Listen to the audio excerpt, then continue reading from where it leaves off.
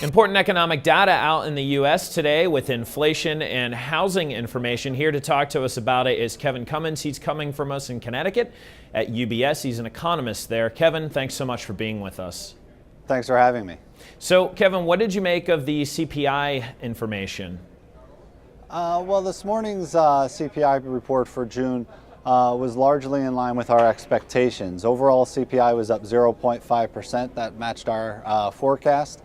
And the core was up 0.2%. That too matched our forecast. I think the main takeaway here is the slowing that we saw in the earlier few months in CPI is probably run its course. Inflation is very stable here in the U.S. But now we saw back-to-back readings of 0.2%, which Fed officials will take some comfort in that inflation isn't falling off a cliff here. Sure. So the slight downtick in year-over-year core inflation doesn't worry you too much? Not really. I mean, it's down to 1.6 on a year-over-year basis from 1.7. And if you look at it over the past 3 months, you're running around 1.5%. That's above the core PCE, the Fed's preferred measure of inflation. Right. And it suggests very little inflation here in the U.S. So what about the housing index number that we saw? I mean, are you worried that we're rising a bit too fast in the housing sector? Well, housing seems to be leading the overall economy for sure.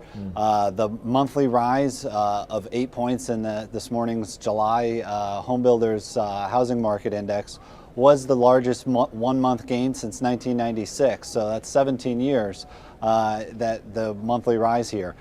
It suggests that housing demand is strong, and we're likely to see further increases in home supply and new home sales and housing starts going forward because of the big pickup.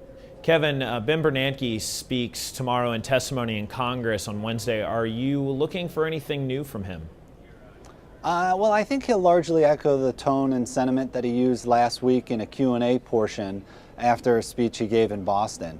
And he's likely to suggest that he's going to be pretty dovish on interest rates eventually when the Fed does raise rates later on down the road. But for now, I don't think anything jeopardizes the Fed from is assuming that the data come pretty much in line with expectations of recent trends, that the Fed can dial back a little bit on their stimulus. So yes or no, we're still on track for tapering, you think? I certainly think that the Fed is going to taper this year, and most likely at the September FOMC meeting, barring the economic data fall off a dramatic cliff here. The jobs gains that we've seen in the more recent months of 3 or 6 or even 9 months when QE began have averaged about 200,000 jobs, and that's the measuring stick for the Fed. All right, Kevin. Well, thanks for your take on this. Thanks for having me. For The Street, I'm Joe Deaux.